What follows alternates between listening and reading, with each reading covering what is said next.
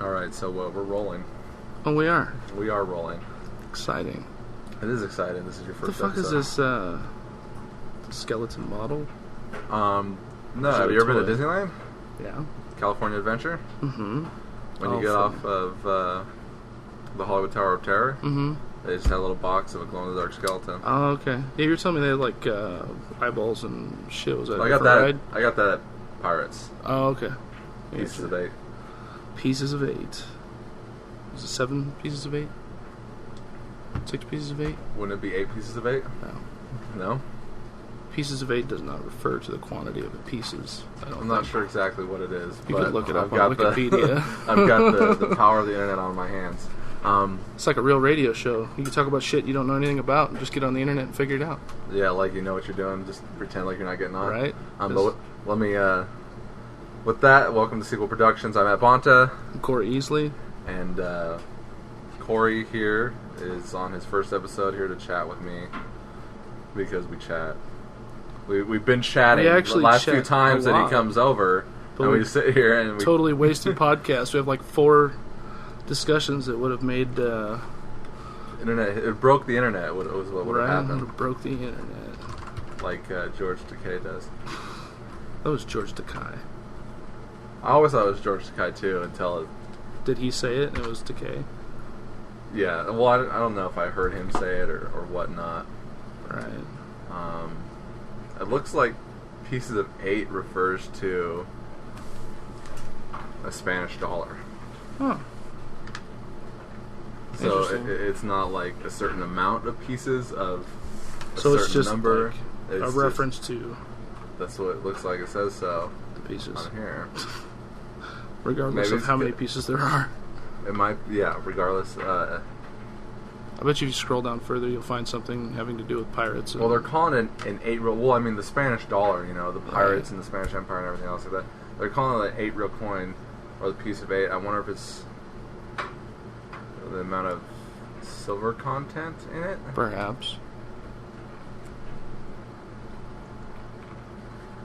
Spain, Mexico, Australia, United States.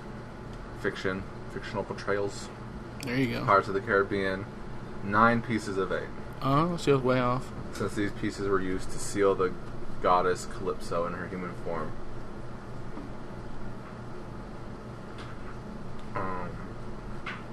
Anyways. Moving along. So, Corey, we'll just jump into what I've been trying to jump into. This is actually the second episode of Season 2 of my podcast. Moving right along. Because I wanted to do one with everybody who's in the movie and just talk about their experience on it since there were so many new people. So my first episode was Iris and Varia. Right. Did you listen to that one? I was entertained. I knew because Iris is she's a firecracker, so she's fun to listen to because she just pops off with some oddball shit that only a child could come up with. Exactly, like it's stuff that you can't write. Kids are funny like that. Kids are funny like that. It's funny because like they were always talking about like how much she likes Patrick, like she had a crush on Patrick or something. But talking to her, it seems quite the opposite. Especially in that podcast, like she just hates him. Right. I think it's because when you're young like that, you have this like you're still in the ooh cooties zone where like mentally she likes Patrick as, you know, like maybe a brother or whatever. Sure. But if she likes Patrick more than that, then she has to be like, ew, Patrick's gross. Girls are especially like that. Well, I mean, she's going into 7th grade. And I'm trying to think of, like, when I was in 7th grade, 6th grade even? 6th and 7th grade, you're knocking on being interested in the opposite. Yeah, absolutely not. I want to say 6th grade was probably the height of my youthful age, or, like, the beginning of it. Right. Into full-blown fucking, you know, puberty and whatnot. But we're not going to go into that. The destruction of mankind. So I brought you in on this movie, Godsolved, that everyone has been talking about. Which I appreciate. It was a lot of fun. Was it? It was. Well, that's why you're here. Yeah, Beforehand, let's build up. Let's build the story. Let's build it going. So, you wanted to chip in on something. Yeah, about, I don't know, was it about a year or 2 years before God Salt? I have no memory of this. Okay. You guys were still working on Street Meets that I had no idea you were actually doing at the time. Or you had just finished it, I think. Just finished, or I mean... Or maybe you were just starting. I don't remember what end. Exactly what end of it you were on, but I took some interest in making some film, and I didn't really have a place to start on my own.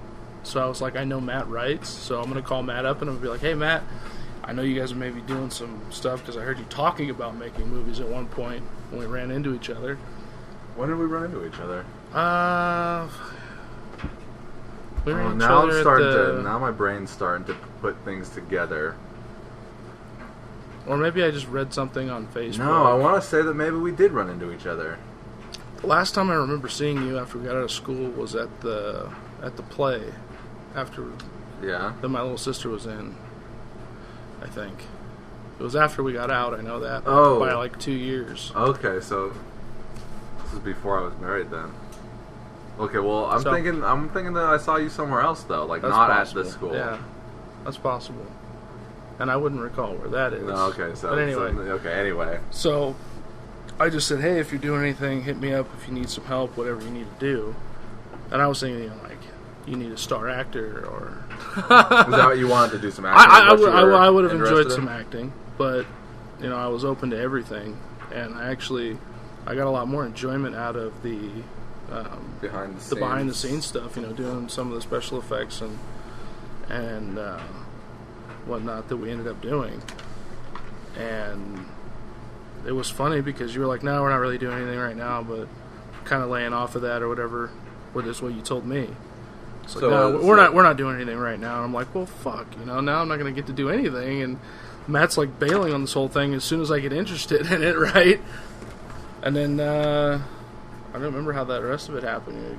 Did you call me or text me? So for God Salt then? Yeah, when you finally contacted me to actually do something. So for God Salt, I just kind of was filling in over my head.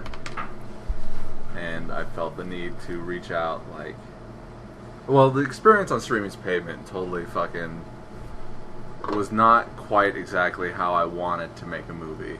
And not to say God Salt was. God Salt was also almost entirely not how I wanted to make a movie.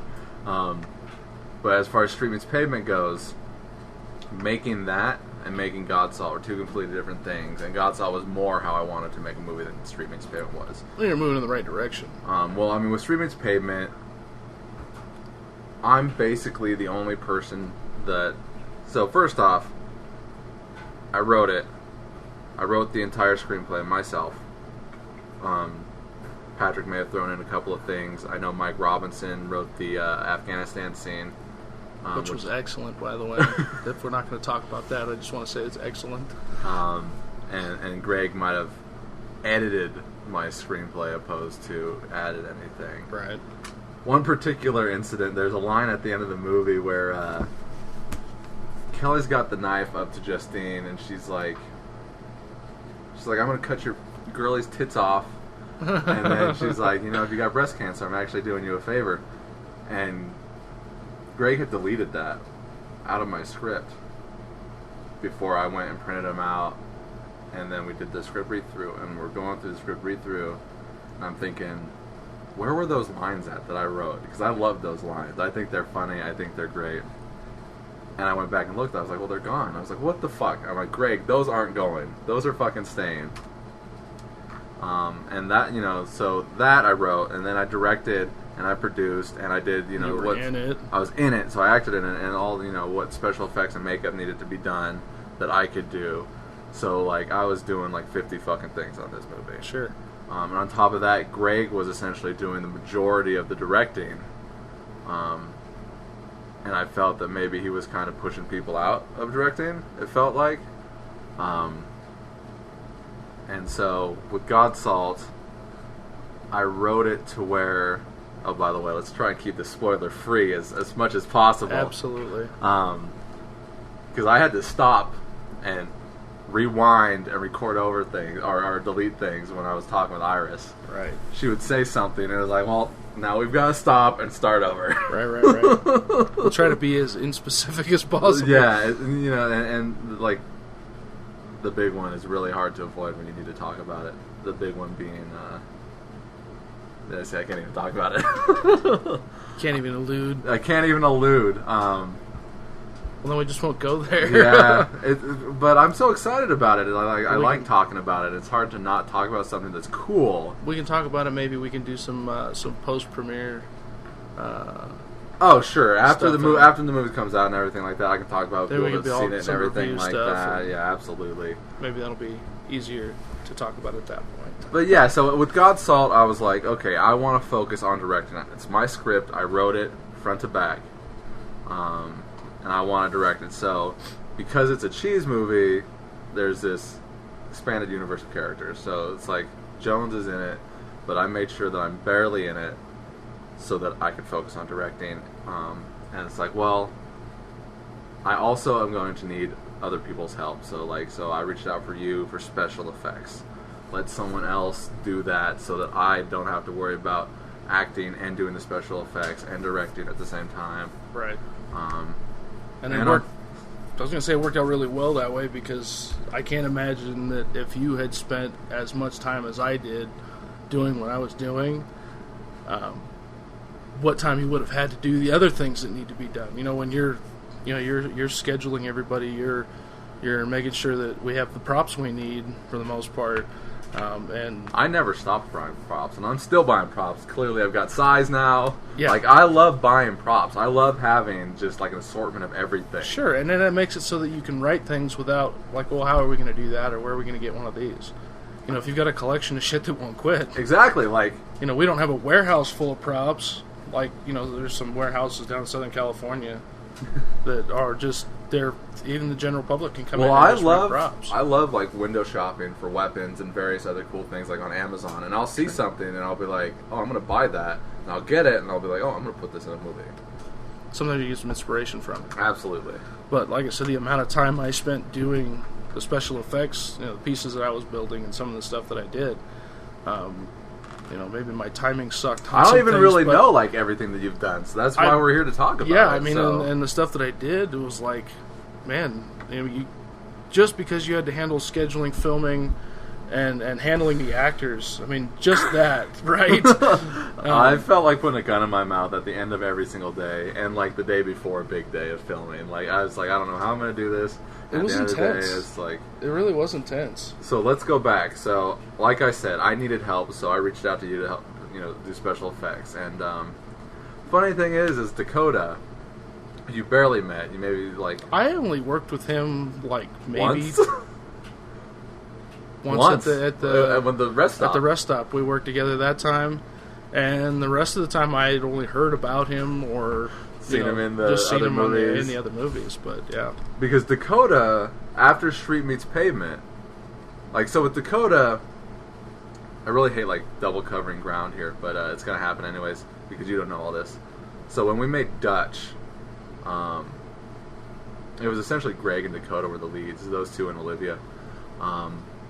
And after everything was said and done and it was made and everything like that, Dakota was it seemed like he was extremely disappointed with the way it turned out. He's the sound was kind of shitty and everything like that. There's points where you can't really hear what we're saying, and there's things that you were you wanted us to say these lines, but then you covered it up with music, so you can't even hear what we were saying, so it didn't even really matter to begin with, and various things like that. And I was like, whoa, this is different. Usually everyone's excited that the movie's done and they're watching and everything like that, but he was just, and not in a dick way in any way he's whatsoever. critical of the work, which is hard not to be. When you see something that you've created and you go, okay, we're going to show this to people, what do I think of it? And as the people who are creating stuff we're creating this universe, and we're trying to build this place for people to see and be a part of, as viewers, you, as the creator, are going to be most critical of your work. You're going to say, well, I didn't like that, I didn't like this, but you could show it to somebody else, oh my god, how did you fucking do that? So that's what makes you feel good, is showing it to other people. Yes. Because you know what you really, really wanted it to look like, and you don't always get that. You know, we're not fucking J.J. Abrams and with a $1 billion budget. Absolutely. And so, like, Dutch became, like, this abortion of ours. Like, Patriot Zombie in and of itself was something altogether. Like, that movie failed, but we were able to create something awesome out of it. Have you still not watched that? I'm busy. Well, I mean, you know, Patriot Zombie, a movie that we tried to make. And, like, every Friday night we went over to this dude's place to make this movie. And it turned into, like, a drinking party. And then, like, at 1 a.m. we started filming. And it wasn't like we were drinking. It was like Patrick and AJ would just start drinking, and everyone else is kind of like, we want to start making this. And like his sister would have a bunch of people coming over, and they were kind of fucking doing their thing before they would leave and go out clubbing and shit.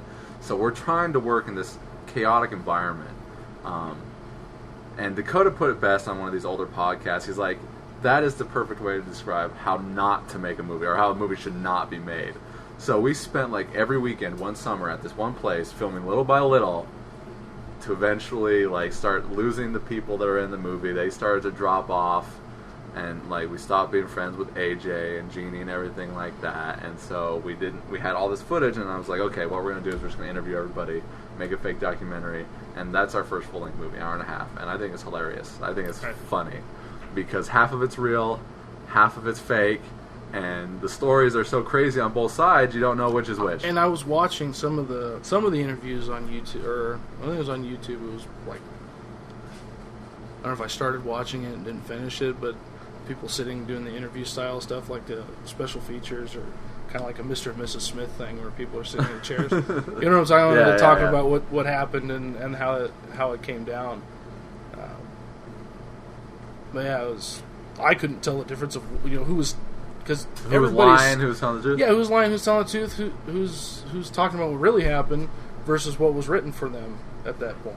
Well, nothing was written for the interviews. It was more of like, we're going to talk about this situation. Like, Patrick got arrested for reals in real life, so we had to change the scene that we shot. So that's one of those stories. Is like, is that made up? You know, did your guy really get arrested because you're here talking to him on this interview and everything like that? Opposed to, like, we lost Jeff, but we got to film all of his stuff. You never met Jeff. And be like, oh, well, let's just say that he got deported to Canada. And so it was just like, that's the most that was written for the interviews. It's like, this is what we're saying that would happen to this person. This is just the baseline of the story. Exactly. And so that's what Patriot Zombie was. Whereas Dutch was originally supposed to be a cheese movie. And so I'm moving from, because I used to live in these apartments a couple buildings down, me and Melissa, and we bought a house. So we had 2 weeks in here, and we were going to film that one weekend, this movie that I wrote, with cheese, with Patrick. And I'm talking to him on the phone, I'm texting him, I'm like, okay, you know, go ahead, go pick up your shoe, whatever you have to do at Savers. You know, we're going to be back at my place and film the scene at the apartment, because I wrote a scene here in the apartment before we lost it. And then I never hear from him.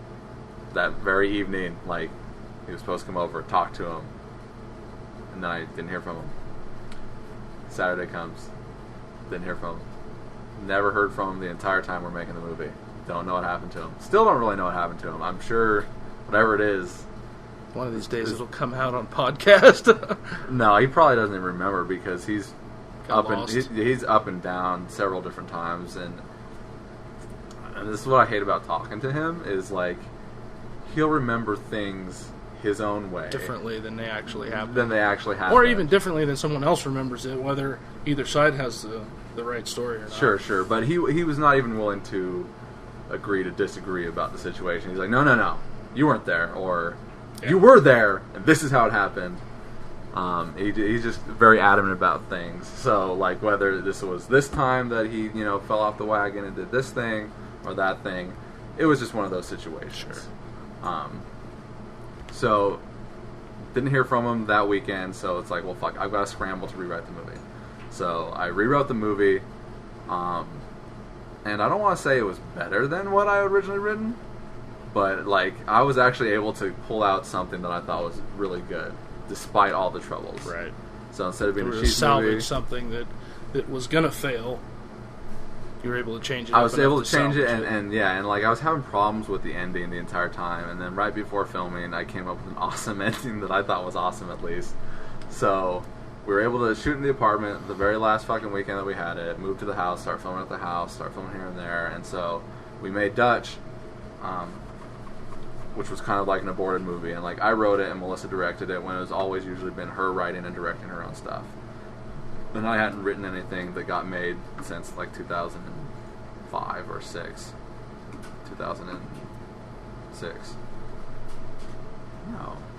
Yeah, 2006. It's almost the 10-year... No, fuck, dude. It's 14 this year. Next year's 15. 2006, yeah, 2006.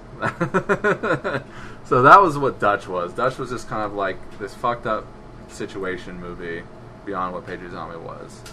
So then we made Street Meets Pavement. And where I was going with this now we're getting somewhere. Is after making Street Meets Pavement, Dakota he's like, hey, I want to be involved even more so. Not just like I want to have a bigger part in the movie or something like that. He's like, maybe helping out with writing or producing or anything like that. And so I called you and I said, or talked to you on Facebook, I was like, okay, we're going to do this meeting, this production meeting. Right. And talk to, because Dakota was here and Patrick's friend Rich was here, because him and Rich were going to make, Patrick and Rich were going to make like a cage for the cell scene at the end of the movie. So, like, and it kind of happened and ended before like you even got off work, so or something like that. Yeah, I misunderstood our communication on Facebook, and you said 6, I thought 6:30, and I'm not huge on Facebook, and I wish that we could text more, which we're starting to do now. I've got a huge problem with even talking to anybody, so like, yeah. But once I'm comfortable with doing it, it's all I want to do. So but then like sometimes it seems like the only way I can talk to you is on Facebook, because then you don't get back to me as quickly on through text as Facebook.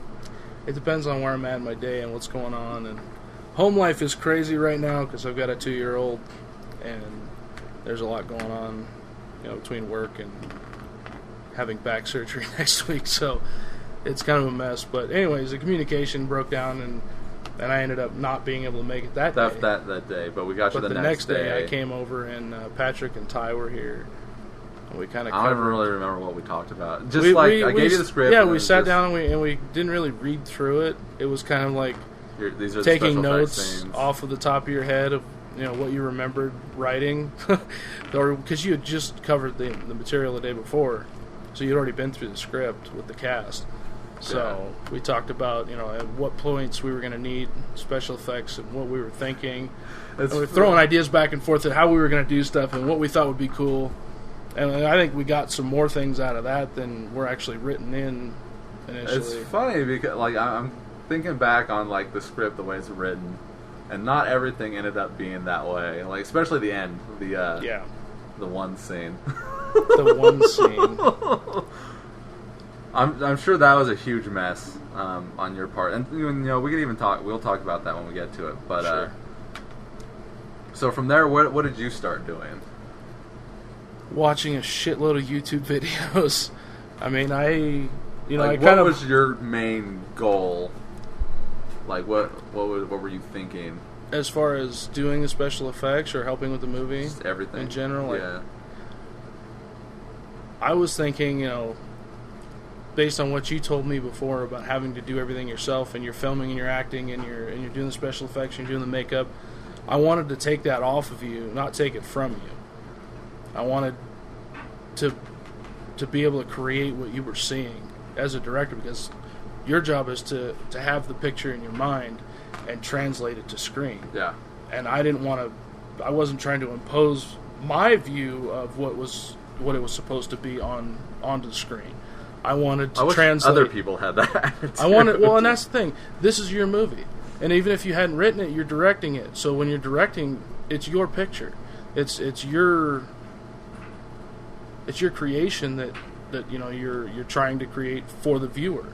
And when you have a picture in your mind, and you've seen this movie in your head already, you know what it's supposed to look like. So I went basically with the plan, like, I'm going to ask as many questions as I can about what you're thinking, how you see it working, and I tried to get an idea of where, what your frame was going to look like when you're framing up shots, what you had in mind for stuff like that, depending on the effect we were doing. And, after watching most of Street Meets Pavement, because I'm a lazy bastard and busy, after watching that, I didn't have any problems with it. I just thought that, because we're coming up, as filmmakers, I wanted to help, this group, this company, if you want to call it that. It is a company. It is a company. Production company. The production company.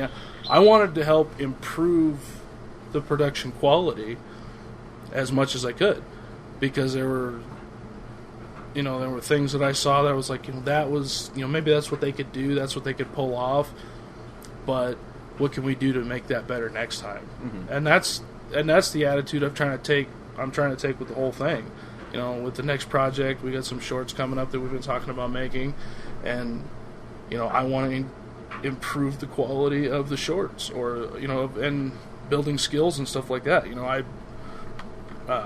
Godsall was my first ever attempt at doing anything like this, and I figured I could do it because I'm mechanically inclined. Absolutely, I can build just about not. anything, and I can see how things go together before we even build it. So that was my intent, was to create a skill set that would improve production quality, I guess. And I will say that it certainly did. Absolutely, 100%.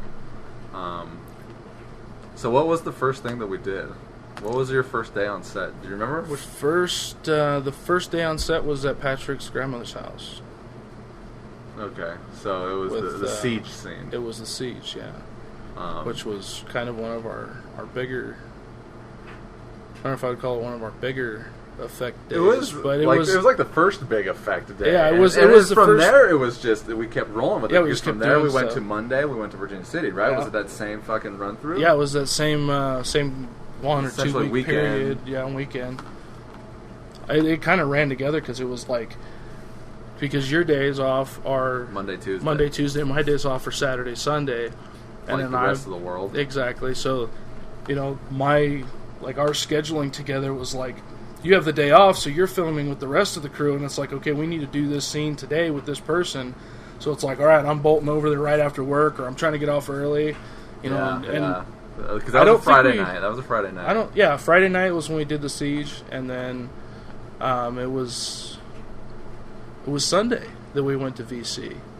No, it was Monday. Was it Monday? Because that was not Veterans. It was a holiday. That's why we had I had Monday off.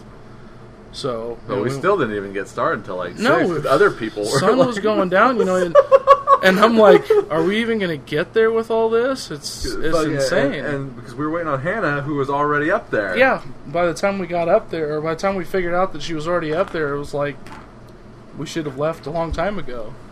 You know what? Even if we would have left sooner, because I've seen the scene. Right. The scene looks great the way it is, especially with the other footage. I like the lighting.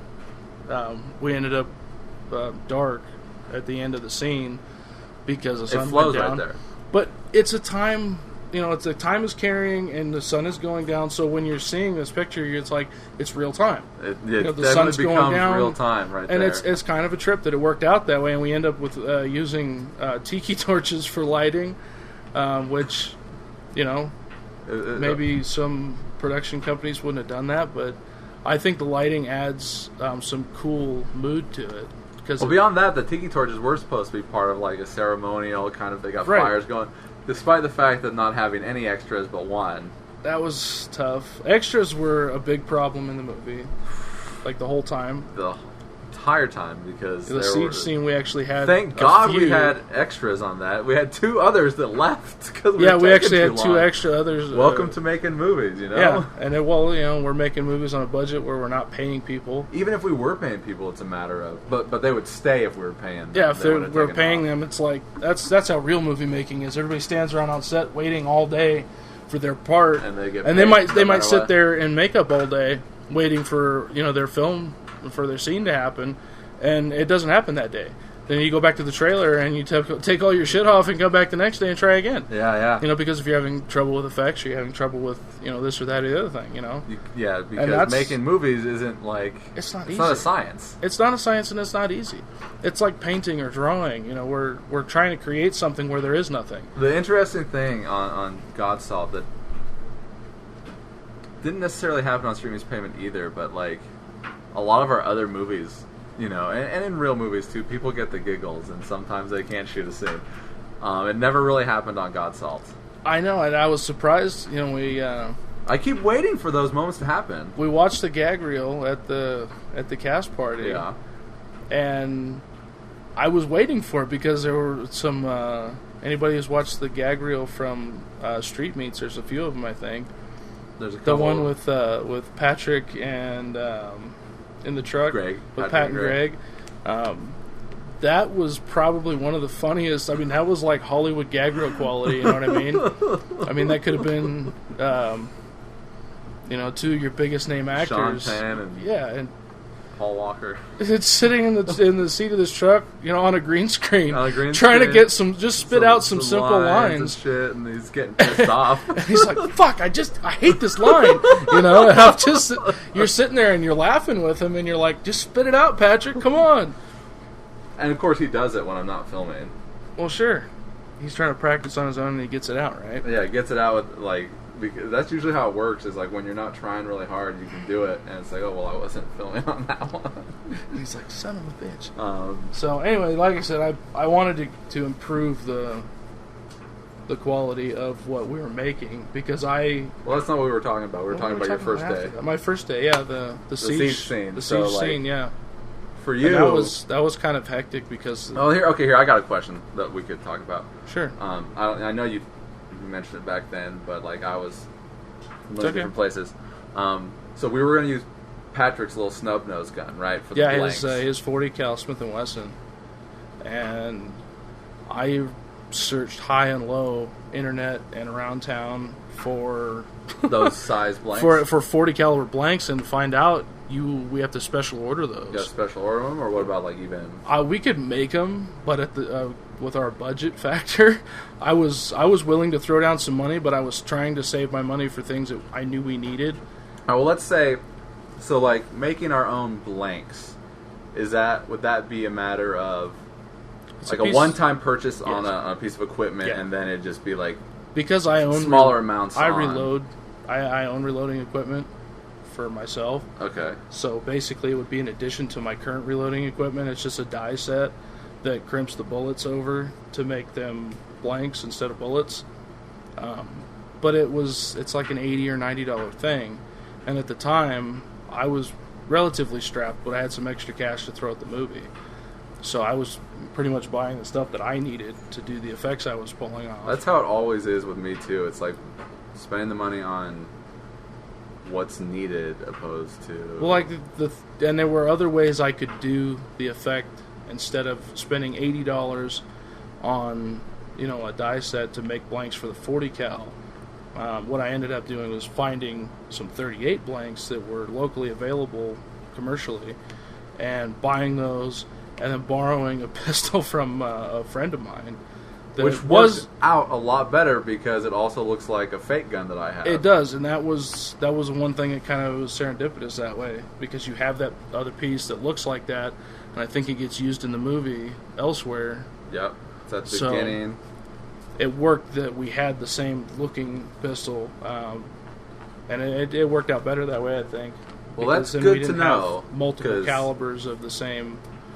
Like an $80, $90 piece of equipment to start making blanks on our own. I've got no problem spending money on that. Then we can use any blank, pistol that we want. We can use real guns, as far as revolvers and stuff like that. But that's regardless. All right. So that's that. Also, that day we had to. I don't know if I want to talk about this because it's a little spoilery. With Robert. With Robert. Yeah. I was a little spoilery, but I don't know. It's up to you. I mean, okay, so that was another. So that day for you were the blanks. The blanks. Robert. And then we also had to set up the wall. So the wall was. So we can talk about this because it's just basic special effects. You know, you shoot a gun at something, you put a hole through it. You put a hole through it. And you have to make it look like you shot a hole in it. Right, and without actually shooting a hole in it. Without actually shooting a hole in it, and like I'm not gonna say that my idea for it was like your idea, kind of, because like I said before, I wanted to see your picture in my mind and then try to create it in physical, which is my job. So, I don't know how deep you want to get into what. Well, okay. So so the reason why I had that idea in my head for the way it should look was because I saw it as not so much as the light from inside the house coming through the bullet holes outside the house, but I saw it more as like a godlight kind of, which is why we had the powder. We were calling it the guided by the hand of God. Guided by the hand of God and whatnot. But it ended up just kind of being like, oh, well, it's just the light from inside the house. It kind of came off that way. I mean, it just looks like how it would look, if you go too deep in thinking about it, you could go that direction. But because the lights shooting out of it weren't like extreme brights. Right. Which I kind of saw them as kind of like laser beams in my head, essentially. Instead of but I mean, it looks perfect. It looks beautiful, and that was like one of the first things that I cut together and showed you. Right, and showed a couple people just to kind of like, this is what we're doing. And I was blown away by the way the footage came off because it was the first time. It was the first big thing. It would have been a nightmare to reset that scene, so I'm glad it worked the first time. Well, you know, I'm like, so what's the setup time like? And you're like, the reset time sucks. Yeah, the reset time sucks. That was my exact words. So I was like, okay, well, we only got to do this once, and it's like the end of the night. It was the very last thing we shot. People had been there doing nothing, waiting to get to their part, like all the extras that you brought on. I felt bad about that. Really? I was like, come down at this time. There's going to be some pizza and hang out and stuff, and then it should be a couple hours. I also and then feel we're done. bad about that too because they show up and we're still waiting on Patrick to get back. Yeah, Patrick was waiting on or going to get pizza and water. No, he's going to pick up Hannah. That's right. Because Hannah can't drive. And he did pick up pizza and water and shit like that. And Hannah didn't get off on time. And then when he does show up, it's like all hell breaks loose. Well, fucking Iris and Patrick, they're like throwing water at each other and I'm like, fuck. I'm waiting for them to get back. I understand, break time, eat some pizza, drink some water, refresh yourself. But then it's like, get back to shooting. Yeah, we need to get back to shooting, and like, your people, like, what did they say after the fact and everything else?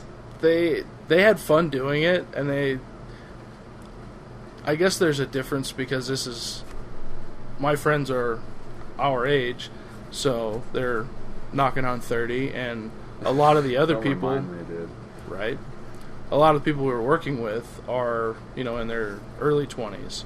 Well, let's see. Which isn't it's not a huge age gap, but the maturity level, the way people act with the Patrick and Iris and the girls and all that, everybody farting around in there, and they're like throwing water at each other and playing, and we're like looking at them like, we should be in bed by now, like. Well, the sun's gone. It wasn't too late when it wasn't Patrick that late showed when up. that started happening, but they were kind of standoffish from the crowd because they didn't know anybody, which it was hard enough, when you don't know people. So my wife and her friends were the extras that I brought, and it was funny. Yeah, Varia jumped in because she didn't have a choice. We made her do it. Yes. My little brother declined, even though we could have had another extra, but. Regardless of the fact, he's 22, I think. 22. So he's similar age. Similar age. Patrick's 23 now, I think. Yeah. Maria's 23 here pretty soon. Kelly's 22. Danny's our age. Danny's like 28. Right. Flanagan's 30. Right. And then Donna is 26 here in a couple of days. Yeah. So, I mean, the age gap's not huge. No, but still, it's a bunch of young people playing a bunch of fucking old people who are, like, supposed to be detectives and everything like that. Right, like, established professionals, and they're clearly not. Well, thank God fucking Patrick's gone through a haggard life and he's got the beard thing going, so it puts some years It on does. him. And I Same think, with Danny. Yeah, Danny and Patrick look more the part than, say, Dakota. I think Dakota looks a little young. Just in the, he looks young in the face. Especially since he's not professionally dressed in this movie. In that movie, yeah. Opposed to the other movies where he's got a suit and tie on and everything Right. else. And like I think that would have made it a little more believable, but... Instead he's running around. Okay, so like the last day that we were filming the movie, that June 20th, kind of the last day. So we're hanging out at Patrick's dad's place all day long. Danny's got his suit on, Patrick's got his suit on and shit. And we're in and out of the house because they're smoking and we're waiting on this person and that person, waiting for this setup. And the guy across the street came over and asked Danny, like, we're cruising. What's going on? With what? No. Oh, yeah, no, the guy comes over and Right. he's like, is there a funeral or something? You know, is that you guys doing? Did Fred die, Patrick's dad, or something Right. like that? Because they're all professional. Danny's got a black shirt on with his white or silver tie and everything like that. And then there's Dakota with the "You Mad Bro" t-shirt. Right. It's like, That- if there is a funeral, what's up with this fucking guy, clown? right? And we always gave Dakota shit every time we saw him because You mad, bro? we're always saying that to him. He's the least professionally dressed out of everybody and everything like that. And it's funny because he got real pissed off one day during Streaming's Pavement. Like, I think he was hungover, and we went over, woke him up, put him in the suit, took him outside, put him in the car, and it's hot, blistering summer day, and he's just like trying to wake up, trying to say these lines and shit, and he's getting pissed off, sweating bullets, and I'm like, okay, we gotta do it again, and Dakota's the one guy that'll probably fuck up the most, because he's not really an actor, but he's the kind of guy that loves doing new things. Sure. So it's like, hey, let's go fucking jump off a bridge. He's like, hell yeah, let's go do it. Let's try it. Because he loves going snowboarding. He loves doing all these fucking Right. sporty things and physical things. So it's like I'm more in everything for the life experience of it all. And like he can act, but like getting him to memorize lines and saying them without fucking up, it takes a couple of takes.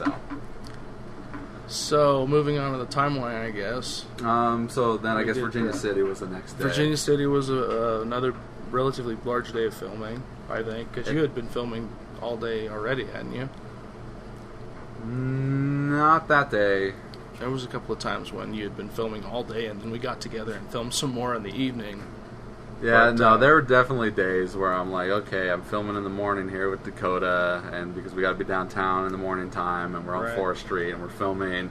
Robert doesn't show up, so we got to do that another 2 weeks later. There were definitely days that I filmed all day, and then hooked up with another couple people and filmed all night long. So, So we go up to Virginia City. Everyone's showing up for Pa and all that happened. Iris we got threatening there. to quit. Unless you got kettle corn, which we blew and didn't get up there in time to get some.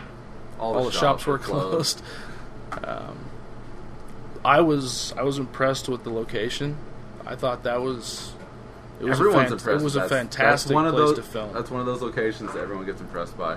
And I've seen pictures, like some photography stuff that some of my friends had done before from there, and it's just it's so weird and it's eclectic. It has this feeling about it that you just don't get anywhere else. It's like being in a ghost town almost, but Definitely. it's something like that. Like Danny's uncle said, like, "Hey, that's an awesome looking set. What, how'd you do how'd that?" you do that? And that was one of those things that worked really well to our benefit. It would have been nice to have filled that place with a bunch of fucking extras. If though. we'd had 20 or 30 extra people, I would have been very happy with the way that, because it would have made the scene more impressive, as far. But we had to work with what we had. Well, I mean, I don't know how I would have gotten away with what I got away with in that scene if there were like 20 people chasing after me. Yeah. Like, I mean, It hell, would've it might have changed. looked fucking cool too. Like if you see me fucking like fighting off like 20 fucking people. Yeah, it would have been kind of like Old Boy scene when they're in He's got the the fucking hammer subterranean and and he's he's like fucking hitting banging the people. crap out of people with it. Anyway, carrying on. Carrying on. That wasn't necessarily a big special effects day. I had spent a fair amount of time. It wasn't huge, but it was. It was an important effect, and I had spent the whole day before that and the whole morning before that working on the stuff that I made for this particular scene, and it was my first. Let's just say it was my first experience using liquid latex and stuff like that. Did you put latex on the? I did. On the prop head was actually coated with latex to give it a more realistic appeal, if you will. And it wasn't the most realistic. Mysterious talk. It wasn't the most realistic or genuine looking prop that I have you seen that have ever scene? made. I haven't seen the scene, and I'm interested by it because it looks good. The things that the effects that I've done, I haven't seen all of the film from the effects I've done. Let me say this.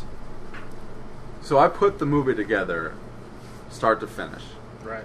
Looks good. I love it. I love the way it looks. It's an awesome movie. I'm very proud of it. I'm very proud of everything. You guys, all my actors, everyone that put effort into it.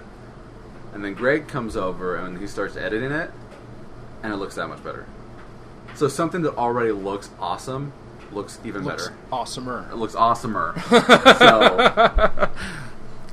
So like I get more excited every time, and like one thing that I love that happens all the time is like you write the scene and you know that that's going to be one of those scenes that people are either going to gasp at, cry at, whatever, get emotionally involved with this scene.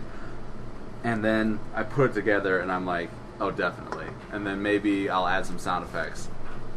Yes. Even better. Add some music to it to put emotional, tell what the audience to think. And it's like, holy shit. And by the time you get done with all the pieces of, everything that it needs. Everything it needs to be complete, it makes your skin crawl when you watch it. Yeah, and it really does. Those are the feelings we're trying to get from people when we're creating a movie. This whole movie is going to be like that because I'm watching it and literally like every 5 minutes, every few beats is another fucking turn in the movie, another fucking twist, another thing that you don't see coming. And that's the 10-minute bell. It literally kind of is a 10-minute bell. But yeah, like there's something new that's happening every 5 minutes. So the movie's pretty fast-paced all the way through. It's fast-paced. Some of those 2 hours, we've got it down to an hour 45, and we're still. That's a lot closer to what you wanted. I think you wanted about an hour 30. I want an hour 45. Hour 45. And now I'm starting to get worried that it may get to an hour 30 or less. I'm hoping that it doesn't. But you know what? I think if we've been talking about doing some film festivals with it, you have one in mind particularly that you want to send it to. We lost that one. Way lost it. Yeah, there's always next year. July 20th. There's always next year. Well, I mean, no, we can shoot for that one, yeah. But we'll and on top of that, Godsalt is it's not really a horror movie. It's not as horror-ish. It's a crime movie that has horror elements. It's a crime drama with horror elements. Well, horror elements and some funny lines. Sure. I laugh my ass off every time I watch it. Sure. So, is there like ups and downs? Like 1 minute you're like, oh yeah, fuck yeah, happy, and then it's like, oh. It's like all downhill, dude. It's all downhill. It's like a fucking train wreck that just keeps piling on itself. Yes. Until you get to the end and you're like, this is the fucking worst thing that could have happened ever. No, yeah. And then it's like, how could this get any worse? And then it does. It's not so much that how could it get any worse, but what are they going to do next? And then they do something again. Exactly. I'm really, really curious to see how the audience reacts to how I end this fucking movie. And you know what I'm talking about? I absolutely know what you're talking about. And that's the part that trips me out. Is like, how are people going to receive that ending? I think it would have been fun to write or to film an alternate. Other than that, other than the way we ended it, just and not actually like as a gag alternate, maybe where it's like a total letdown, maybe or maybe you're extra surprised at the ending. I don't know. We'll talk about the actual idea I have for it maybe later. I think I did have a fucking alternate ending. Oh yeah, because we'll talk about it. Yeah, we'll talk about it. We'll talk about it after the podcast. So that's Virginia City, right. and What was like the biggest problem in Virginia City? Was it the light, like losing the sun? Besides the lack of extras, losing the sun was probably our biggest technical difficulty, just because we were having trouble getting shots due to the low light, and we were having to kind of shoot from the hip on a couple of scenes. Like you're like we're running around with the camera and like, come over here, you're on script, and we're like screaming at each other. And it's like, bring those torches over here, and then like me and Danny are carrying torches around, and they're like lit. We're like, should we be carrying these fucking torches around the sagebrush while they're lit? It's literally like, and I'm like, when I'm filming the thing on the ground, and I'm like trying to hold the torch, and like it's pouring out of it's dripping flames, wasn't it? Yeah, I don't know if it's dripping flames, but there's definitely something leaking out, and whether it was lit and just went out when it hit the ground. And I'm like, there's like sagebrush that's right underneath the torch that I'm holding as it's dripping and everything. Right. And I was like, you know what? Someone hold this for me before I set this place on fire. Well, and there were like 6 people standing around you watching you film. And nobody offered to grab that. And I was standing next to you. I grabbed the torch and I'm like holding it over and wearing this stupid wig. I think I wore that like way too long because my head got itchy. That's weird. It was fun. It's weird. It was funny. I was trying to do it to get a rise out of people. Yeah, clearly, that's why anybody does anything like that. Yeah, exactly. I'm a showboater. I like attention. Also, memorizing lines was another that one. was, and I don't know if that was a problem with people getting the script early enough, or actually spending the time because on memorizing their own shit. Hannah was supposed to be somebody else in the movie, okay. And it was last minute, day of. That we were filming the siege scene, that I was like, you know what, Kate, switch. Kate, I'm gonna have to let you go because she wasn't able to film until like the beginning of July. Oh wow! So I was like, Kate, we have the opportunity to film all of the master's scenes, and I can't do it, so I got to give it to somebody else. So I was like, Hannah, you're now the master. So she just found out that she was going to be the master, and she never really had a script to begin with. Like, yeah, we spent a lot of the movie with her a script in the hand. Just seeing it for the first time. Seeing it for the first time and reading it, and we did a lot of cutting around her lines so that we could, give her the line, she would feed it back, and then we were like feeding lines as we were shooting the scene that actually made it into the movie. Yeah. And it was like... And Flanagan, like...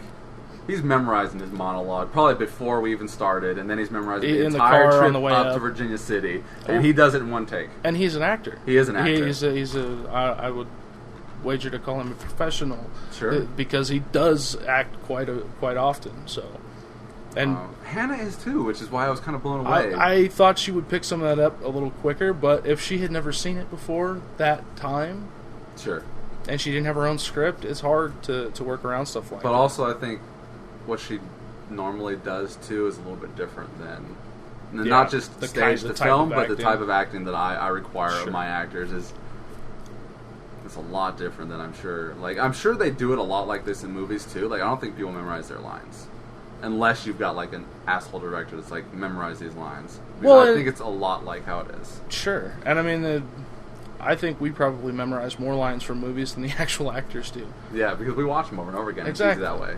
And when they're making a movie, it's like, okay, here's your thing, and you're going to say this, and that's where ad-libbing and shit comes from. Right, and then there's also a lot of actors that just throw out the script, and they're like, I'm just going to say what I'm going to say. Yeah. Everyone's got different styles. Some people memorize the script, some don't even look at it. And if it's an important line that needs to be there, the then director feed it will to be them. like, yeah, this is what you got to fucking do, asshole. Right, this is what you're going to say, and you're going to fucking like it. So after Virginia City, what did we do?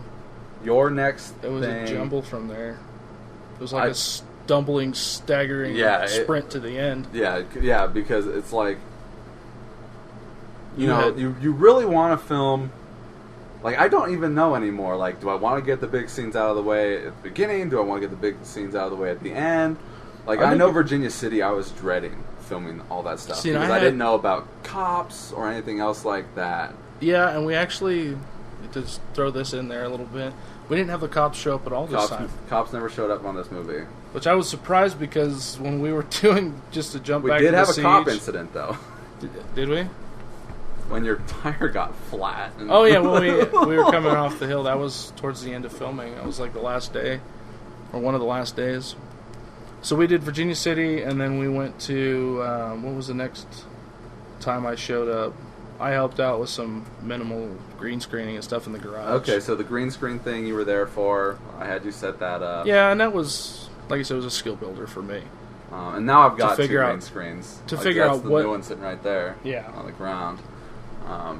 And that was interesting to me, so we could see what we had to work with, what we should have to work You know with. what's cool is like right now where we're editing, we're at the green screen stuff, and like Greg has pulled out the green, and I'm like, that looks pretty good because I've just been seeing it with the green, and I'm like, okay. That looks awful. And I felt that way with the last movie too, and then Greg puts it together, and I'm like, oh my god, this is amazing. Right. So then, like I said, I see what we have, what we need, and what we should have. Well, the only thing And with the the green things that screen, the things I can do to improve that. That's kind of where I was sitting with the whole helping with the green screening stuff that day. I wanted to shoot every single driving thing legit, which is what I want to do on Serene's Pavement. But Greg's like, no, we're doing green screen, gas, and everything else. And so it's like, well, these shots take place at night, and I know it'll be a bitch to deal with focusing, deal with lighting, making sure you're seeing everything, especially with like if they don't have their lines, trying to read them to the person while we're driving at night and have them looking over and trying to drive safe and everything else like that. I was like, no, this has to be green screen. Right. And it looks good. They The did a other good thing that we job. talked about before the movie started, I hate, like you said, you hate backtracking, but we talked about Patrick and I actually towing the car on a trailer. Oh yeah, we did, didn't we? And doing that live, so you could do live. I think it was just all of the driving stuff. all the driving stuff on a trailer, so we could shoot it live action. But we never tried it. I forgot all about them in that. We had the idea, and then it never came back up. You guys we went straight to green screen because you guys had experience with that. Maybe we could throw that in there in the future and see how it looks. Maybe we could throw it in a short and see what we can come up with. Trailering a I've got a trailer in a truck that I'll we could write actually. something. I'll write something. You know, maybe we could just do a car scene. You know, Yeah, absolutely. because then you could do whatever you want in the car, and it doesn't. Well, then we're also going to need that mount that I asked you to build for me too. Which I actually have a plan drawn for it. Cool. So. Well, I mean, also like even just beyond the night stuff, we were thinking about pulling a car too. So when it came to driving, it was just a matter of like, okay, we got IRS, we'll go do the car stuff. And, you know, I got like Donna's stuff. Me and Kelly and her had to just we had to shoot over to JCPenney's while she was on her lunch break, quickly shoot all this stuff, and then get her back to work before the half an hour was over with. So right. There are scenes in the movie where it's just like these were filmed during a half an hour period.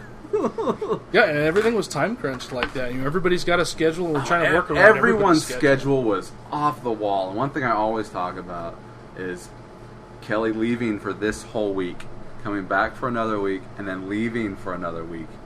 And she's the second One of lead your for the mains, most part. yeah. Yeah, and I'm like, you're leaving for a week, and you know everything is fucked up as it is. Can't ever get a hold of Robert. You know, Flanagan's kind of hard to get a hold of too, and other people, it's just impossible to get a hold of. The only people who are always available, beyond Patrick, because Patrick's done this plenty of times before to know the score, were Iris, who doesn't have a job, and Danny, who doesn't have a job. They were the only other two people who, You could film whenever I anytime needed them, you they needed were them. there. Absolutely. So, and then after we did the car stuff, we did. I don't remember what little days that you were around. I just remember the big ones. So, the rest stop. The rest stop was another big day for us. I should show you that. I'm going to show you some stuff when we're done. Do you want to Okay. see some stuff? I or do you wanna would. wait? No, I'd like to. Okay, Because seeing it all put together is going to be a totally different experience anyway. Okay. But the rest stop was another one where the particular prop that I was making, Well, before the prop even, the rest stop day, we have a lot of people with us. We've got Iris. We've got Robert. You had to pick up Robert. I had to actually pick up Robert from work, across town, 5 miles out of my way from going to your house to get, and then I had to go home to get my stuff. Oh, you had to go back to Cold Springs. Oh, I went to Cold Springs with Robert because I thought I was I'm going to call you, say, hey, dude, head on your way, because I thought we were just going to the rest stop. I had no idea that you guys had to go to another place, shoot a scene there, and shoot the scene Oh, coming. that's right, because I needed Robert for that scene. Right, and I had to bring you Robert. If I had known that, I just dropped him off, and you guys could have done your thing. But we were also waiting for Dakota. Yeah, For at the same time. Showed up last. Showed up at pretty much the same time I did. Okay, so it wasn't. So it even worked a out. thing, Yeah. Yeah. It didn't. I'm always thinking, how can we save time? How can we hurry up and make something happen? And Robert, who was drinking, He had been drinking before I picked him up. before you picked him up, had And to then stop and get some alcohol. He stopped and he says to me, he says, "Hey, bro, do you want anything at the store?" He's like, "I want to stop and get something to drink." And I'm like, "Oh, cool." He's like, and then we get there. I'm like, fuck, I'm gonna get out. I'm gonna get a pack of cigarettes, just because I know we're going to set. And every time I go to set without a full pack of cigarettes, I always run out.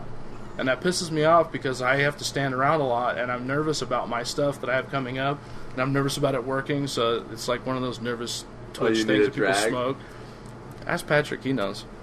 But so we pull up to the gas station just down the street from my house, and I go to get out, and he goes, "Don't worry about it, dude. I'll get it." He's like, "You want anything else? You want some like chips or Gatorade or whatever?" I was like, "No, I got a full Gatorade right here." He's like, "Just pack smokes is good." He's like, "Okay, cool. I'll be right back." So I'm like, "All right, dude's doing me a solid for picking him up from work." He goes inside. I had no idea that he's in there picking up the little tiny bottles of liquor, little vodka bottles and shit. And we show up over here. He's being goofy the whole time, and I'm like, "Oh, dude's kind of just happy." I'd only ever met him one time, and apparently he was straight at that point. But Yeah, he wasn't drunk that day. he had been having some trouble with some stuff in his life, and he was drinking a lot that day, and he was pretty much fucked up the whole time. Yeah, no, he was loopy the entire time, and I'm like, oh shit, like because I was driving up with him in Dakota, and he was fucking loopy that entire time, and then on the way up to fucking the rest stop, we stopped at the gas station, and he got more. He got Wow. more alcohol. Wow. And he was drinking it, and then before we left the rest stop, he's like, "Here, have some," And you're like, I was like, "Okay." okay. I drank. Now some. we're He's like, done. "Have some more." I'm like, "Fine," and then I gave it back Yeah. because I told him that I like a vodka. So he's like, "Oh, okay." So he picked up vodka. Wow. And so we were at the rest stop, Mm-hmm.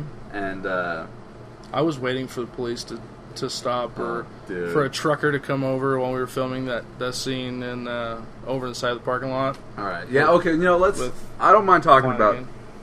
Yeah, okay. We probably shouldn't talk about this scene, but Yeah. like, I'll show it to you. It looks amazing. Especially there are some like the accidental things that we got out of it make it that much more impactful. But the effects that you did looked great. Even the first one that we did, like you said, You we see, should have I done was thing. and after we did the effect, we're already on set, and then like I get this idea in my head, and I'm like, I should have done it this way, and everybody's like, dude, that would have been so much easier. And I'm like, I know, fuck. I'm like, I had all this equipment and like really heavy shit, Blew me right out of the water, and I'm like, oh shit, what's this huge fucking thing sitting in right? here? So I bring all this stuff, and I have this plan, and I'm trying to pull it off. It's like I've seen it done on videos. I'm gonna do it. It was set up right. I wasn't happy with the way it came off to the naked eye. Let's put it that way. Yeah. I didn't think it looked that great, and then you said it looked. It looks Acceptable. good. The sound was like, but we fixed the sound. Sounds one of those things that you can always do more with. Yeah, well, I mean, we just pulled the sound out. Greg put something over it, and Sure. it's good. That's cool, but that killed me having that idea after we did it, and like because that was a chore to get everybody out there. It was because it was a like fucking a fucking hour hour. away. We had I think all of us thought it was a lot closer than it was, and we ended up driving for And going an in the hour other straight. direction, it's just as long? It is. Okay. Because you have to drive past Truckee to get there, and you're like 30, 40 minutes to Truckee. Well, you've got this one, and Right. then you've got leaving out past Sparks, going east, and then you've also got the Is one there on one 80 east? west. There's a really cool one going east, but I think those toilets, it's just a Don't hole in flush? the ground. Yeah. Yeah, it's just a metal toilet with a Right. hole in the ground. Okay, And that's so as far as we need to go with that discussion.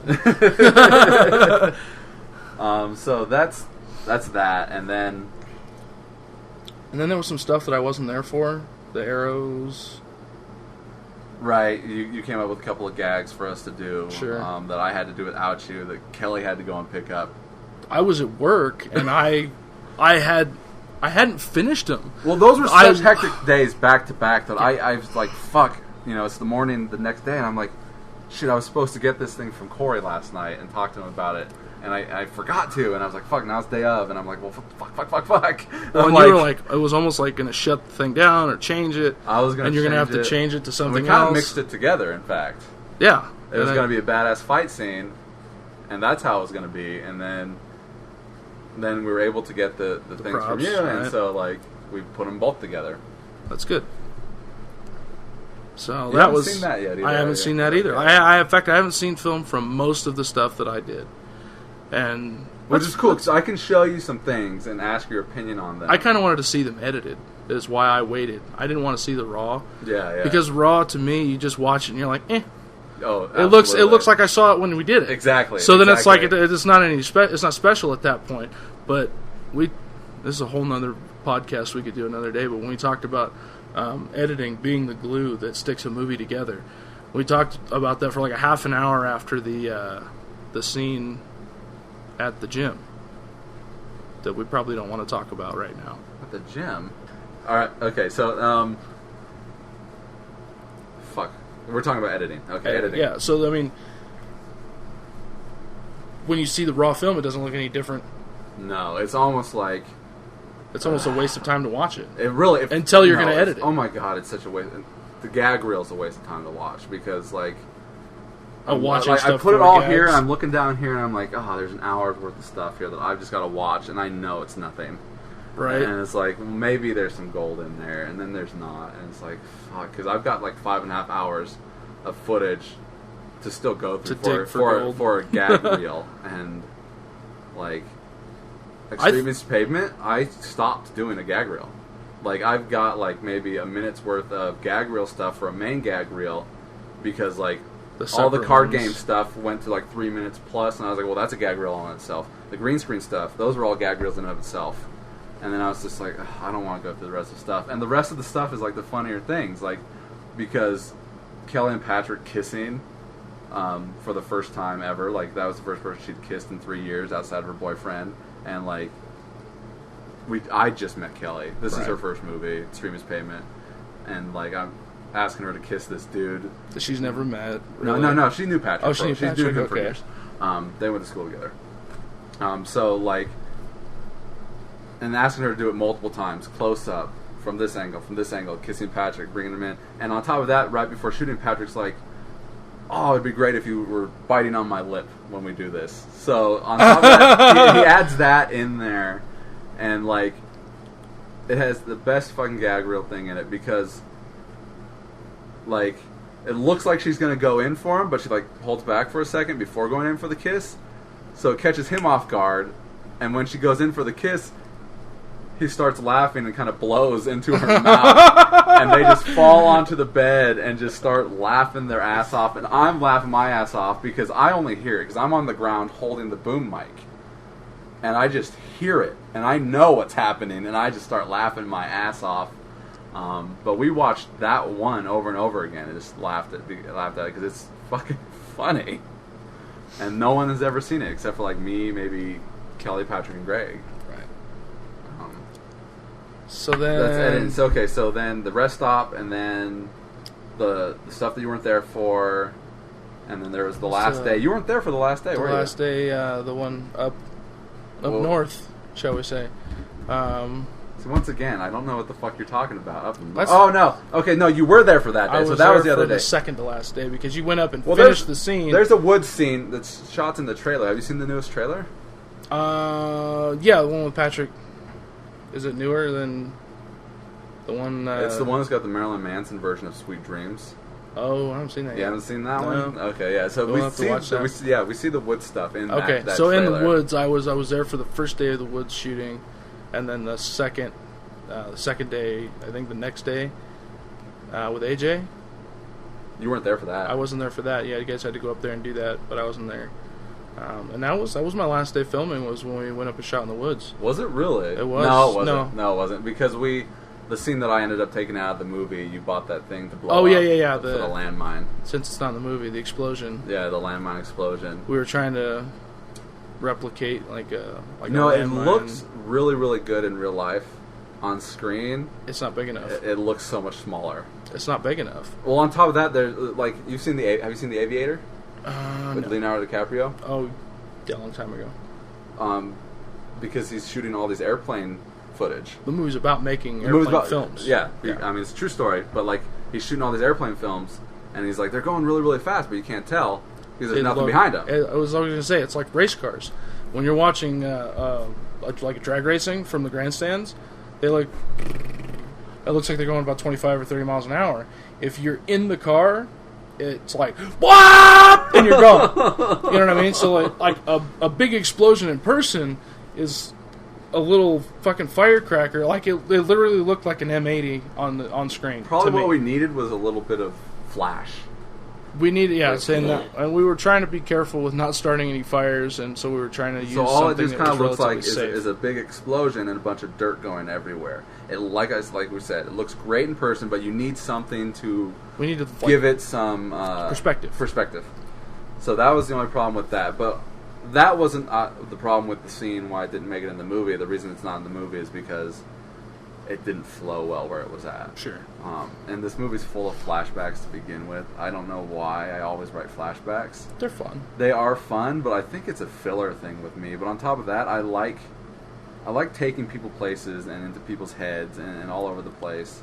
Like I like to put more into the viewer's experience than some other movies. Just what you see on the screen. Yeah, Like so- I think you get robbed in a lot of movies because you see this person come on the screen and they do this thing, and you only get as much backstory as you need for the story to happen. And I wish there were a way. And a lot of it, that's just them talking, Sure. opposed to even showing it. Exactly, and you hear a story about what happened to somebody, or maybe there's a flashback and you get to see a little bit of their background, but you get robbed of character depth because character development, and not in a horrible way where it makes the movies worthless, but like if you're really involved in that character, involved in that character, you're like, well, where did he come from? How did this happen? Where did he come from? How did he come up into the place where he's at? And I always wonder, it's like everybody wonders what happens after the happy ever after or after the end of the movie. It's like, what happens to that guy? What does he do? There's this funny, like, do you ever listen to podcasts, like, other than, like, clearly we're podcasts. Actually, I just got into podcasts because you were telling me about you do these. Smodcast. Have you started listening to Smodcast? Kevin Smith. There's this older one that he did, and he's talking about, like, Speed. He's like, what happens after Speed? Like, you got Sandy Bullock and Keanu Reeves. They're kissing there in the bus at the end, or the train at the end of the movie. It's like, okay, they get together, they experience this thing, but like, what happens when, like, because they just met each other, so like right? They've only known each other for less than 6 hours or 8 hours. Clearly, they're in love because they're making out on the train. But like, what if they get into it and they're talking and suddenly like they have no interest? And that's the stuff that you don't get after the movie's over. I wish there was a place where you could create this universe of main characters from all those movies you've seen, and they all live in the same universe. You have Sandy and Keanu Reeves, and they live in this thing. But you like go visit these places just after kind of like the movie. just kind of pull something up and see what's going on. Yeah, and you see like how these people are interacting with each other, or how this person's life is progressing after this effect. Or after this movie. Well, even if like you could even like go to maybe the writer who created it and be like, "What do you think happened?" Or what in your head? Where do you think they go from here? Right. And Like I love doing that. I love talking about that. The only place that I think we've gotten any of that, I mean, maybe not the only place, but one of the places outside of sequels, and it actually is a sequel that comes to mind, is Terminator 2 to Terminator 3, where you go from John Connor as a young boy, and he lowers Arnold into the lava, the molten steel, and then you're like, he's crying, and they're okay, and then you go to 3, and there's like this big time gap, which is fine because his mother's dead now. His mom dies of cancer, leukemia. Okay, now hold on a second here. I've never watched the TV show Sarah Connor Chronicles. But I know that clearly she's alive in it. He's alive in it. Right. And then there's another Terminator. I don't know what the continuity is of that. Neither do I. And I don't know if they're even connected, to be honest with you. Right, like the Sarah it's just a Connor standalone Chronicles, of that world somewhere else. And that's what a lot of the stuff was. Like they were talking about doing another Terminator set where this is not necessarily connected. Is that what they're saying about the new one? The new one. Because Arnold's going to be in it. Yeah, he was in Salvation too. They put his face on the dude. Exactly, but they put him in the trailer like he's going to be something, and then his fucking face is CG'd onto a Terminator body for about a 2-minute fight. Yeah. Which, that's fine, but they made it seem like he was a big part of the movie, and he wasn't. I never got that at all. I knew he wasn't going to be. Yeah. But anyway, so when you go to T3, She's dead. at the very beginning of the movie, you get John Connor. He's been off the grid for... Picking up a job here and there where he can. But he's off the grid, he's drinking, he's got a, whatever. All the problems he has, and he's mentally fucked up because now he's like his mom. He's mentally fucked because of the way this all went down, and they think they changed his, the future by, destroying the Terminators, and they take care of the stuff, keeping himself off the grid and not getting, and essentially taking out Skynet, and then, T3 they bring out. They're the ones that, like, they kind of start it, don't they? The humans do it themselves, or anyway, they start it, and it's basically it turns into a virus, and it takes over the internet, and then it's like, Skynet becomes self-aware. Well, we should wrap up this episode. No, that was fun. So let's. So your last day was the wood stuff, right? Woods. No, it was the shooting the explosion blowing thing. up the And that was a fucking heck of a day because me and Patrick almost came to blows out there on the fucking you guys mountain. were fucking going at it, and I'm like, seriously, guys? Want to just calm the fuck down, blow something up, and go home and drink some beer? That was seriously the last day too. Yeah. I filmed all the last stuff that day. I did have to grab Danny for one more thing. You had to go film after we got done, and that's why we were in a hurry. Well, but like even then, that like after that, another day, I needed Danny so we could film the car driving away for the siege scene, and then I needed some of his voice also. But yeah, no. So that was the last day, and me and Patrick came to blows, and that was probably like because I don't really talk to Patrick anymore. Haven't talked to him since. I talked to him once. Well, you guys were at the cast party. We were at the cast party, but after that, like. We got into a little thing a little bit later after that, and he was kind of pissed me off at the cast party a little bit, too. I love Patrick, but he's a hothead, and he's a super hothead. He is, and I'm not talking shit about Patrick. Absolutely I love Patrick. Absolutely he's just not. His person, the guy he is. He's a fucking hothead, and when he gets off, when he is set off, he's off. Right. I mean, he's very passionate about the things that he loves, but he's also very passionate in a negative way too. He can be. I agree with that. But yeah, no, we almost came to blows on that day. So that was almost last day of filming. And then, like, I was trying to joke around with him at the cast party. Like, I was like, I don't know, I'd like trying to make a bet or something on a pool game or something like that. He's like, what about like a slap bet? If you lose, I slap you in the face. He's like, no, if you slap me in the face, I might fucking hit you or something like that. And I was like, seriously, dude? He has like Hulk rage issues, and he'll admit it. Yeah, I think. Yeah. So. But anyway, so last thoughts on the whole experience for you? I had an absolute blast making the movie. I think it was good for me spiritually. I want to say because it got me out of the box. It got me thinking about other things. I'm stoked about prop making and doing some stuff like that. I got a couple of personal projects that I'm infatuated with at the time, so I'm trying to increase my skill set. We've been talking about a couple of prop ideas for I think Comic-Con and maybe some other shorts and movies and stuff. Yeah. So, and then I've got some other friends that had some ideas of props that I could make, and just trying to recreate some stuff that's already been done, and then pushing further into making my own stuff and maybe creating stuff for our worlds that we're building in movies. Definitely. And I'm like I said, I'm totally into it right now. I've got a bunch of equipment. Well, let's hope that I don't ideas. stop making movies. If you stop making movies, I'll find somebody else. There you go. If you break up with me, I'll just keep doing it without you. There you go. Well, I mean, it wouldn't just be me breaking up with you. It would be me breaking up with myself and everything else and everybody else. But, like I said... I don't talk to anybody anymore. Nobody talks to me anymore. I talk to you. You talk to me, but clearly I pissed off Patrick. I know I pissed him off, and I was pissing Kelly off the entire production of the movie. Yeah. Like, we were really good friends last year. We became really good friends through Streaming's Payment. And then this year, shit just went the exact stop opposite being fucking way. antisocial and start hanging out with people. It's not so much that. It's more to it than that. So. Oh, of course it is. No, of course There's always more to it. There's always more to it. So, anyway. Anyway. Like I said, it was good for me emotionally and spiritually and just as a person. Like, this whole experience was good because I met a lot of people that I didn't know before. You know, and they don't exactly call me up and invite me over to dinner every week, but it was cool to work with other people that I'm not used to working with. Well, see, now you've got that post-filmmaking depression going on. I do. I miss everyone. everybody. Everyone just goes away. Everybody leaves, and, you know, I haven't seen Patrick. I haven't really seen you until today. You know, we kind of... I've seen you a couple times. I've seen you about once a week.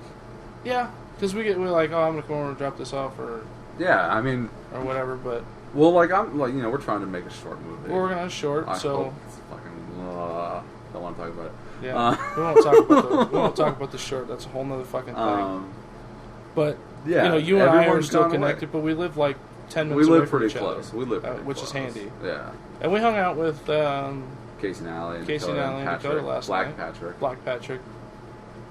Black Black Trick. Yeah, we did that last night. So I think we need to, you know, as far as your post-production depression goes, we just need to keep in touch with each other and keep making projects. But sometimes you get too close, like with everybody. Everyone gets so close that they're just like, I need a break from people right now. And I think that's probably what's going on with everybody else. It's like I spent way too much fucking time and money and efforts with everybody right now. This was Let's just back off. I mean, me being in full-on director mode with this movie, I was kind of a huge asshole at times. I think people are going to expect that, though, and I don't think you have any reason to believe that people won't work with you again, but it may preclude them from wanting to hang out with you on a regular basis. That's fine. But as a director, I think you did a fairly good job doing that kind of shit. You know, I mean, it's hard to tell people what you want them to do. You know, when you have a vision and poor communication skills. Greg asked me this, like, you know, well, how was it working with, you know, a little girl, you know, a child? I was like, it was great. She did everything I asked. It was working with Patrick and Kelly that was the pain in the ass. Except trying to get Iris to lay in the dirt. She was not happy about that. She fucking did it, though. She did it, though, but she complained you about got the blood in my hair, you idiot! Not in my hair! That's what the joke was. That was the joke. I was trying to tell somebody what the joke was. I was like, there's this joke that I kind of made, and then Corey made it, and then Maria started laughing, and I was like, well, fuck. He stole my joke. Yeah, well, I said if I had a nickel for every time I heard that from the girl. Yeah. And I said that before you said it, Did you though. say it? I didn't hear you. say Maybe it. she didn't hear you either. And But I've then you said it, and she fucking, like a mile Maria away, was starts fucking laughing her ass off. Yep. That was the fucking joke. I was trying to tell somebody what the joke was, and I was like, well, what now the you can fuck? go back and tell them Because the joke. you did also make the other joke when we were at Danny's parents' place, because he had the beard, and Olivia was talking, like Olivia and Kelly were talking about like kissing. Oh somebody yeah, with the beard and getting kissing hair in somebody, their mouth. like getting hair in their mouth, and then I said, "Now you know how we feel." If you catch my drift, you know what I mean? Right. With our dirty jokes here. Right. Well, thanks for sitting down with me, Corey. Thanks for Clearly, having me. we could talk. We could forever. talk for hours and hours. Yeah. I think. That's Sequel Podcast. I'm Matt Bonta. Corey Easley. Stay classy, Lino.